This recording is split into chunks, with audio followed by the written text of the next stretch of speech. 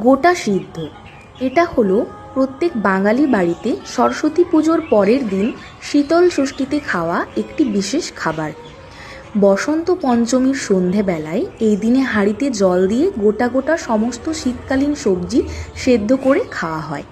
গোটা বেগুন, গোটা শিম, গোটা নতুন আলু, গোটা কড়াইশুঁটি, গোটা রাঙা আলু, গোটা সজনে ফুল, গোটা ছোলা মটর এবং পালং ডাঁটা সমস্ত কিছুই দিয়ে সিদ্ধ করে খাওয়া হয় এই খাবার। এর মধ্যে কোনো রকম মশলা থাকে না এবং কোনো রকম তেলও দেওয়া হয় না। যারা এই ব্রত পালন করেন, যাদের বাড়িতে এটা রয়েছে, এদিন উনুন জ্বালানোর নিয়ম নেই এবং লৌকিক আচার রীতি মতে এটি মশলা বাটার শিলনোড়াকেও এই দিন বিশ্রাম দিতে হয়। সেই জন্য কোনো রকম মশলা বা কিছু দিয়ে এটা রান্না করা হয় না। এটা বলা হয় স্বাস্থ্যের জন্যও ভালো এবং শরীর ঠান্ডা রাখতে সাহায্য করে এবং পক্স, ইনফ্লুয়েঞ্জার মতো রোগেরও এটি প্রতিষেধক মানা হয়। তোমাদের কার কার বাড়িতে গোটা সিদ্ধ হয় কমেন্টে জানিও।